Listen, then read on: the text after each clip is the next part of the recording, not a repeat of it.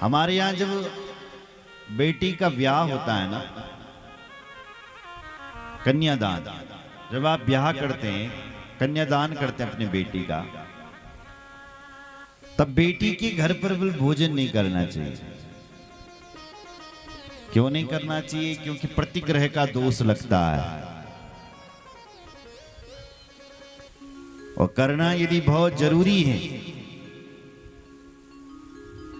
बेटी दूर दे रखी, आप चले गए बेटी के यहाँ और भोजन आपने कर लिया, बहुत जरूरी हो गया करना, तो उस खाने के बदले 2 गुना ज्यादा पैसा बेटी के हाथ पर देना चाहिए, ताकि दोष ना लगे। बोलो जय श्री राम। नहीं तो प्रतिग्रह का दोष लगता है। पर जब बेटी का बेटा हो जाता है तब वो दोष मिट जाता है।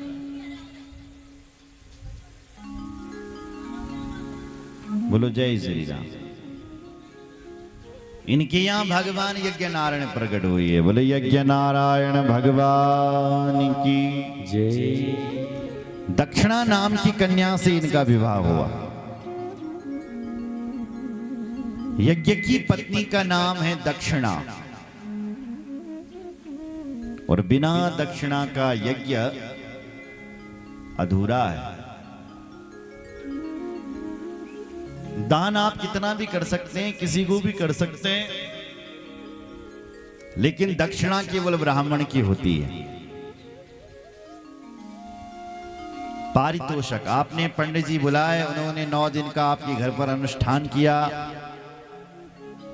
नव दुर्गा का पाठ किया, अपना काम धंधा सब छोड़ा, तो भाई उन्हें तो कुछ देना पड़ेगा। तो उनको जब आप देंगे तो वो दक्षिणा कहलाएगी, वो दान नहीं कहलाया जाएगा। दक्षिणा, दक्षिणा का विधान है। दक्षिणा नाम की कन्या से इनका विवाह हुआ। मनु महाराज की जो दूसरी बेटी थी देवहूति, उसका विवाह भगवान महाराज कर्दम से किया गया। कर्दम जी ने विवाह के समय एक शर्त रखी थी कि हम एक संतान होते ही बाबा जी बन जाएंगे। तो देवहूति ने कहा कि ठीक है। पर जब विवाह हुआ तो महाराज समाधि में चले गए। वर्षों तक समाधि में रहे। कई वर्षों के बाद समाधि खुली।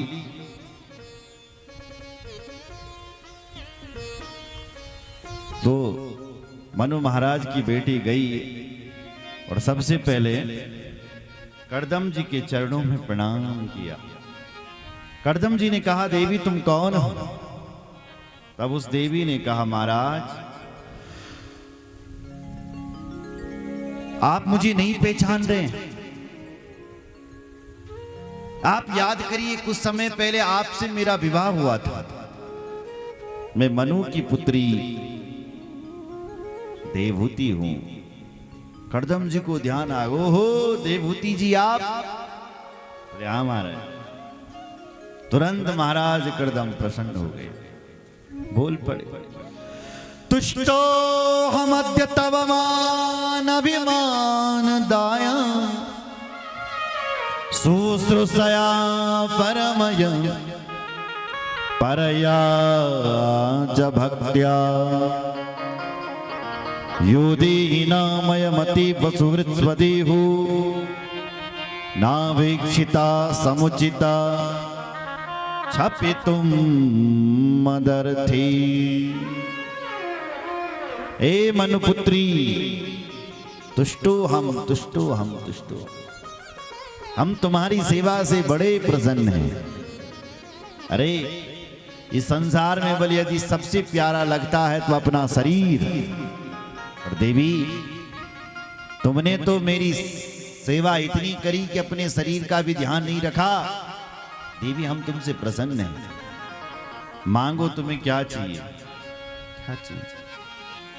देवहूति ने कहा, हे महाराज आप मेरे पति परमेश्वर हैं और पति की सेवा करने वाली स्त्री को परम धर्म रंध, तो मैं तो अपने धर्म का निर्वाह मात्र कर रही हूं। और अगर आप कुछ प्रसन्न हैं, अगर आप कुछ देना चाहते हैं महाराज, तो हे महाराज हम सर्दग्रस्त बने हैं, एक बेटा होना चाहिए बस। कर्दम जी ने कहा चिंता क्यों करती? तुरंत कर्दम जी ने गंगा जल हाथ पर लिया और संकल्प करके जैसे ही छोड़ा, एक कामक विमान प्रकट हो गया जो कामना से ही चलते हैं, इसलिए उस विमान का नाम था कामक।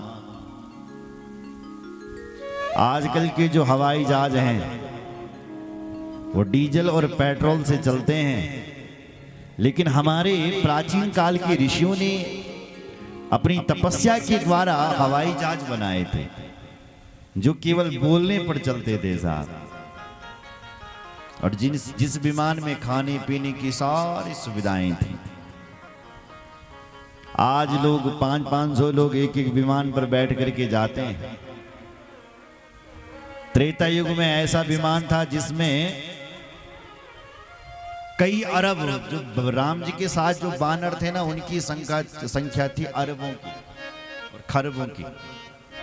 वो सारी राम जी की सेना उस विमान पर बैठ करके अयोध्या आई थी। ऐसे विमान थे उस टाइम। बोलो जय श्री राम।